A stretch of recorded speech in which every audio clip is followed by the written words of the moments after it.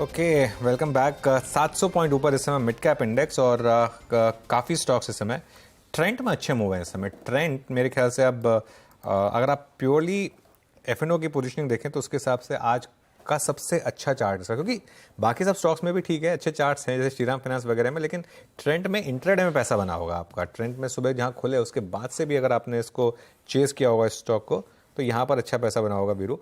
और उसके अलावा परसिस्टेंट की तो खैर हमने लगातार बात की ही है। उसके अलावा कुछ और स्टॉक्स जहाँ पर आप इस समय मूव्स देख रहे हैं, मतलब अगर आप प्योरली अगर इंटरडे रिकवरी के हिसाब से, इंटरडे रैली के हिसाब से फोकस कर रहे हैं, तो एक और स्टॉक लेकर आइए, पिडिलाइट। और पिडिलाइट देखिए बजरा, पिडिलाइट इस समय डे हाई पर आया और काफ़ी इंटरेस्टिंग मूव यहाँ पर। लेकिन अब बात करते हैं मार्केट बिग वॉइसेस में, और आज हमारे साथ हैं मोतीलाल ओसवाल फाइनेंशियल सर्विसेज से गौतम दुग्गड़। बतौर रिसर्च हेड गौतम दुग्गड़ वैसे तो 17 सेक्टर को कवर करते हैं, लेकिन इन्हें एफएमसीजी का स्पेशलिस्ट माना जाता है। इक्विटी मार्केट में 13 वर्षों का अनुभव रखने वाले गौतम मोतीलाल ओसवाल से साल 2012 से जुड़े हुए हैं। केमिकल इंजीनियर हैं, आईआईएम कलकत्ता से एमबीए की पढ़ाई की है गौतम ने, और करीब करीब 220 शेयरों पर पैनी नज़र रखते हैं। Gautam ji, good morning. बहुत अच्छा लगता है मुझे आपसे बात करके, क्योंकि आप नंबर्स के साथ बात करते हैं हमेशा। तो अब बताइए, इस समय जो ये करेक्शन आई और खासतौर से मिड कैप्स में जो करेक्शन आई, इसके बाद क्या व्यू बन रहा है? क्या कुछ स्टॉक्स आए अब इस समय वापस एक अच्छे वैल्यू जोन में या बाय जोन में? हाय अनुज, गुड मॉर्निंग। यहाँ आमंत्रित करने के लिए शुक्रिया। सी करेक्शन अभी केवल इंडेक्स लेवल पे देखें तो 5% हुआ है निफ्टी में। हम आई थिंक अपना जो टॉप था 20,000 था, वहां से अभी हम 19,000 तक आए हैं। बट जो मिड कैप और स्मॉल कैप के शेयर्स है, कुछ कुछ शेयर्स 15, 20, 25% भी गिरे हैं। बट ऐसे ही होता है, मिड कैप स्मॉल कैप हमेशा आउट परफॉर्म भी जब करते हैं तो बड़े मार्जिन के साथ करते हैं, और जब गिरते भी है तो गिरावट भी बहुत तेजी से आती है। एक जरूरी था, मतलब हम कई महीनों से डिस्कस कर रहे हैं कि मार्केट में करेक्शन की जरूरत है। बट मार्केट कभी ऑब्लाइज नहीं करता है, जब आपको चाहिए तब करेक्शन नहीं देता है। किसी कैटलिस्ट इवेंट की जरूरत थी, कोई रीजन का जरूरत था, एक्सक्यूज का जरूरत था। वो हमें जियोपॉलिटिकल हेडविंड्स के वजह से मिल गया। इजराइल पैलेस्टीन का जो कॉन्फ्लिक्ट चालू है, प्लस यूएस बॉन्ड यील्ड्स 5% तक चले गए थे और मार्केट काफी कंप्लेसेंट था। तो उस हिसाब से थोड़ी बहुत गिरावट आई है। कुछ कुछ शेयर्स डेफिनेटली थोड़े से ज्यादा अट्रैक्टिव लग रहे हैं अभी। लेकिन अभी मुझे लगता है कई सारे ऐसे जो ओवर हीटेड स्पेसेस थे, जैसे डिफेंस, ईएमएस वगैरह वगैरह, 4-4, 5-5 गुना रेलवे पीएसयू के स्टॉक्स जो बढ़े हैं पिछले एक साल में, it won't be very difficult for them to correct another 20%। मतलब आप पिन पॉइंट नहीं कर सकते कि यहाँ पे बॉटम बन गया, यहाँ से आपको खरीदना है, ये स्टॉक का ये लोवेस्ट लेवल है। It's a reflection of what is happening globally and domestically. आपने कल एफआई सेलिंग देखा है, कैश में कुछ 7,700 करोड़ का था। कैश प्लस फ्यूचर्स ऐड करते हैं तो लगभग लगभग $2 बिलियन का सेलिंग कल हुआ है। काफी इवॉल्विंग सिचुएशन है, और बिकॉज ये करेक्शन ग्लोबल रीजंस की वजह से आ रहा है, तो इस पे एक बहुत कॉन्क्रीट व्यू बनाना डिफिकल्ट हो जाता है। लार्ज कैप शेयर्स मुझे काफी अट्रैक्टिव लगते हैं, जो मुझे एक महीना पहले भी लगते थे। 19,500 पे भी निफ्टी 19 टाइम्स ट्रेड कर रहा था। 980 रुपए का, अगर आप 986 रुपए का अगर आप ईपीएस लेते हैं FY24 का, FY25 लेते हैं तो 17.5 का पी था एक महीना पहले। वहां से निफ्टी 5% और करेक्ट हो गया। तो मुझे लगता है लार्ज कैप शेयर्स बहुत ज्यादा अट्रैक्टिव हमें लग रहे हैं अभी, relatively between large cap mid caps. Okay, large caps पे आपका कन्विक्शन ज़्यादा है। गौतम जी नमस्कार, वीरेंद्र बोल रहा हूँ। मैं आपसे पूछना चाहूँगा एक एक करके, क्योंकि लीडरशिप हमेशा बैंकों के हाथ में होती है। हिस्टोरिकली जब भी हमने नया हाई क्रिएट किया है, without I mean bank Nifty के कभी भी क्रिएट नहीं किया है। अब तक की अर्निंग्स आपको बैंकों की कैसी लगी? जिस प्रकार के एनआईएम्स रहे, जिस प्रकार की क्रेडिट ग्रोथ रही, और आपका अभी भी बैंकों में सबसे कन्विक्शन वाला एरिया कौन सा है? अभी कुछ देर पहले हम कैनरा बैंक की मैनेजमेंट से मुखातिब हो रहे थे, नंबर्स बहुत अच्छे थे, एनआईएम्स मोर और लेस फ्लैट मेंटेन किए उन्होंने। आपका व्यू बैंक्स पर इस वक्त, और आपकी कन्विक्शन लिस्ट में कौन कौन से बैंक्स हैं इस वक्त? Virendra ji, good morning. Incidentally Canara bank बहुत अच्छा लगता है, रिजल्ट्स बहुत ही अच्छे आए कैनरा बैंक के।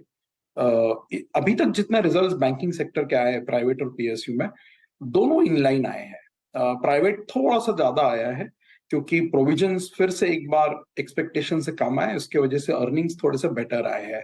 लेकिन पिछले 3 क्वार्टर से जो हम डिस्कस कर रहे हैं बैंकिंग में जो एक कंसर्न था, जो 4Q FY23 में निम्स ऑल टाइम हाई पहुंच गए थे, तब से एक्सपेक्टेशंस था कि भाई निम्स यहाँ से मॉडरेट हो गए, कंप्रेस हो गए 20, 30, 40 basis point quarter on quarter, जो ऑलरेडी हो चुका है। पिछले क्वार्टर भी हुआ है, ये क्वार्टर भी हुआ है।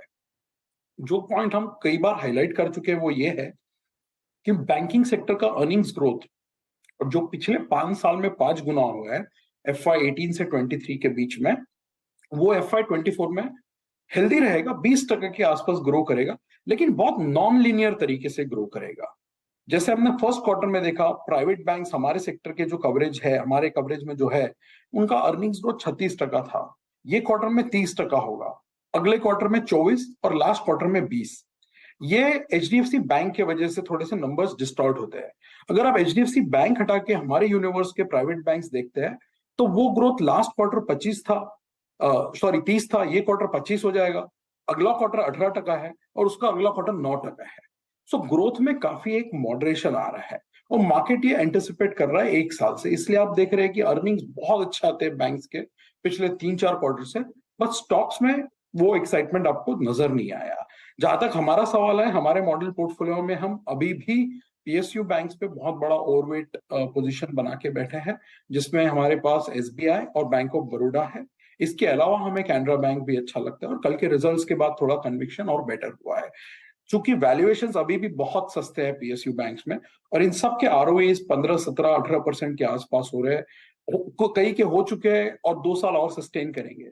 मुझे नहीं लगता है पिछले 15-20 सालों में ऐसा कोई पीरियड रहा है कि जहां PSU बैंक्स ने कंसिस्टेंटली आपको 3-4 साल तक 15% प्लस ROEs दिखाए। तो मुझे लगता है वो PSU बैंक्स का एक थोड़ा सा माइनर री रेटिंग होना चाहिए, जो अभी तक नहीं हुआ है। अभी भी वे SBI को अगर आप बाजू में रखते हैं तो most of the PSU banks अभी भी 1 टाइम प्राइस टू बुक के नीचे ट्रेड कर रहे हैं। तो हमारा कन्विक्शन वहां ज्यादा है, और देन NBFCs में जहां पे भी ग्रोथ बहुत अच्छी आ रही है अभी तक। बिल्कुल। अच्छा वीरू, अगर आपने वो गौतम जी की वो रिपोर्ट देखी है ना, जो अभी इन्होंने लिखी थी, उसमें कवर बहुत अच्छा लगा मुझे। वो गौतम, वो धोनी का वो बनाया ना आपने, वर्ल्ड कप विनिंग शॉट जो था उसका इमेज बनाया ना, हाँ, वो काफ़ी अच्छा लग रहा था मुझे। अच्छा, एक चीज़ मैं देख रहा था, वो रिपोर्ट पढ़ रहा था मैं, आपका कन्विक्शन 2 स्टॉक्स पे बहुत ज़बरदस्त लग रहा है मुझे, लार्सन एंड ट्यूब्रो और BEL। मेरे ख्याल से सबसे ज़्यादा इन 2 स्टॉक्स पर ही लग रहा है मुझे आपका कन्विक्शन। अनुज, एक्चुअली हमारा 3 या 4 सेक्टर पे कन्विक्शन ज्यादा है। जैसे मैंने आपको कहा, PSU बैंक और NBFC, क्योंकि वैल्यूएशंस बहुत सस्ते हैं वहां पे इन अ वेरी ओवरहीटेड मार्केट। दूसरा, कंज्यूमर डिस्क्रिशनरी। अगर आप मेरे मॉडल पोर्टफोलियो को देखेंगे उसी रिपोर्ट में, तो हमारे पास 8 कंजम्पशन स्टॉक्स है मॉडल पोर्टफोलियो में, जिसमें से केवल एक कंज्यूमर स्टेपल है, वो है ITC। बाकी के जो 7 स्टॉक्स है वो कंज्यूमर डिस्क्रिशनरी है, जिसमें टाइटन है, डीमार्ट है, metro, Indian hotel, Zomato, Kajaria और लेमन ट्री। ये 7 हम लोग डिस्क्रिशनरी पे बहुत बड़ा ओवरवेट बना के बैठे हैं। फिर ऑटो और इंडस्ट्रियल्स है, और इंडस्ट्रियल्स में आपने सही कहा, हम LNT पे बहुत बड़ा ओवरवेट पिछले 2 साल से लेके बैठे थे।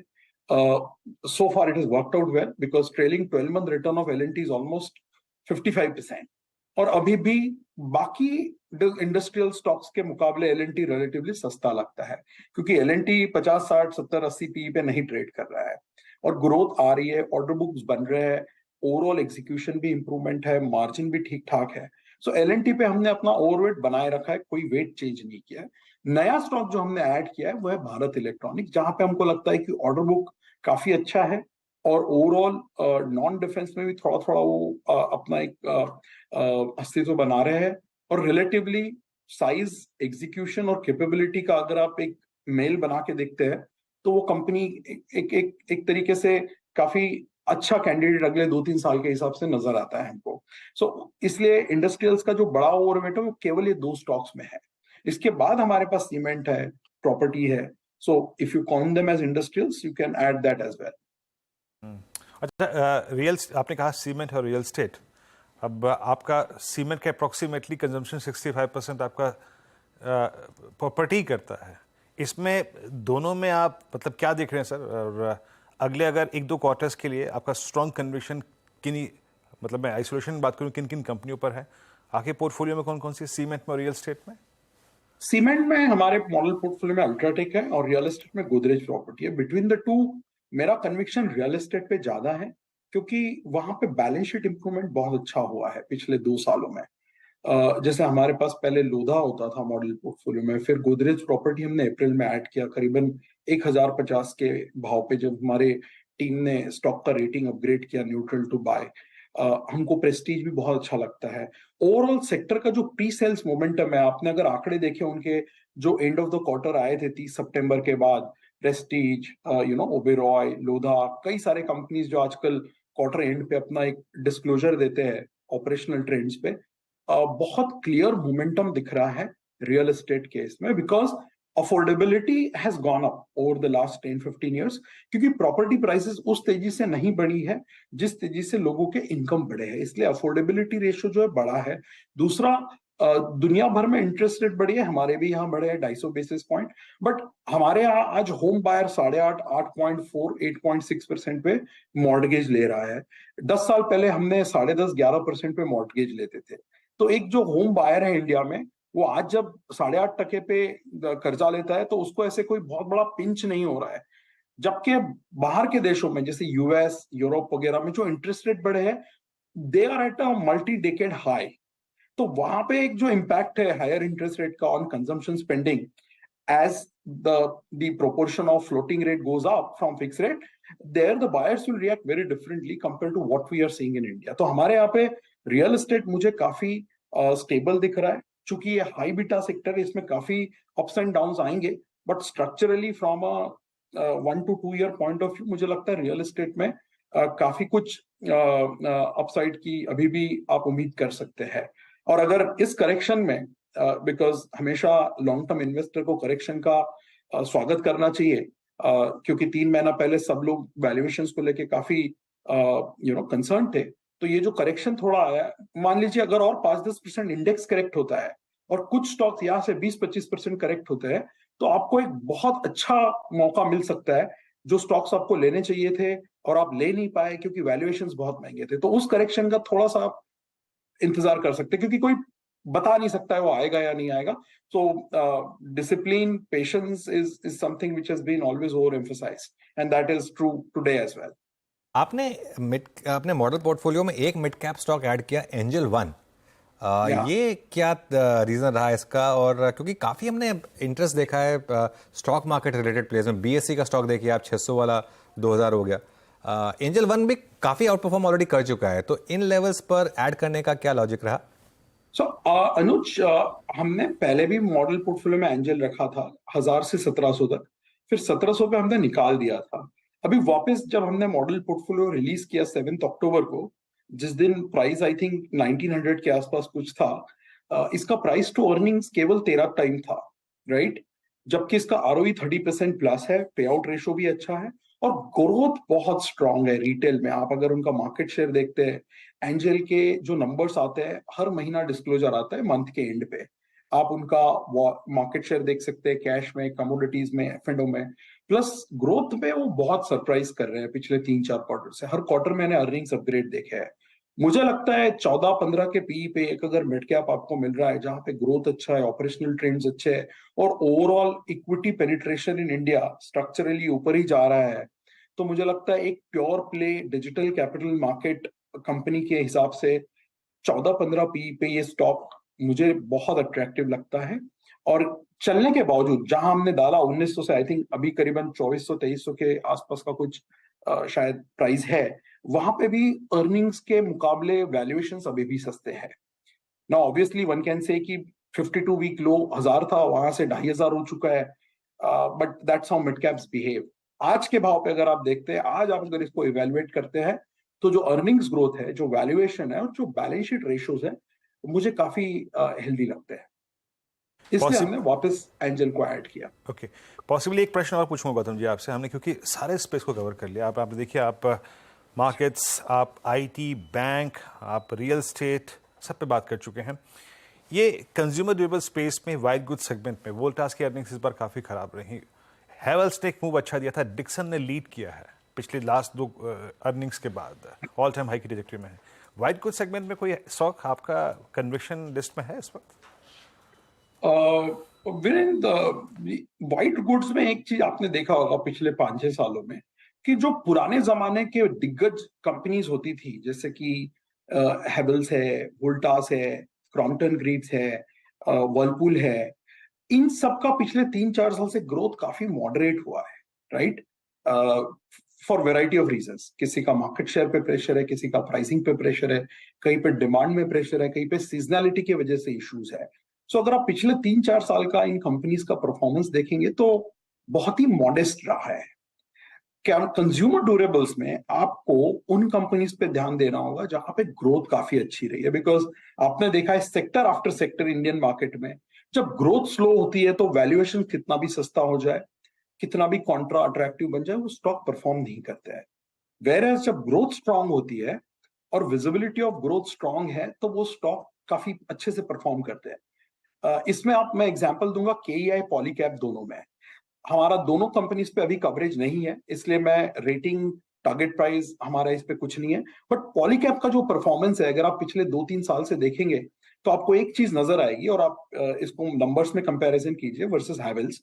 Polycab is almost touching the profit levels of Havells. This used to be like 1/3 or half of that 3-4 years back. दूसरा जो मार्केट कैप है वो भी ऑलमोस्ट सेम हो गया है, जबकि ग्रोथ अभी भी बहुत स्ट्रांग है। ये क्वार्टर भी आपने देखा होगा, उनके जो नतीजा है पिछले भी करीबन 25-30% के बीच में उनका टॉप लाइन ग्रोथ था और 60% के आसपास प्रॉफिट ग्रोथ था, और अभी भी गाइडेंस बोथ केईआई और पॉलीकैब में काफी स्ट्रांग है। तो कंज्यूमर ड्यूरेबल्स में मेरा व्यू इन स्टॉक्स पे ज्यादा कंस्ट्रक्टिव है compare to the old blue chip names which have done very well over the decades but which have been floundering in growth for last 3-4 years. Alright Gautam, बहुत बहुत शुक्रिया आज हमारे साथ जुड़ने के लिए और हमसे बात करने के लिए, और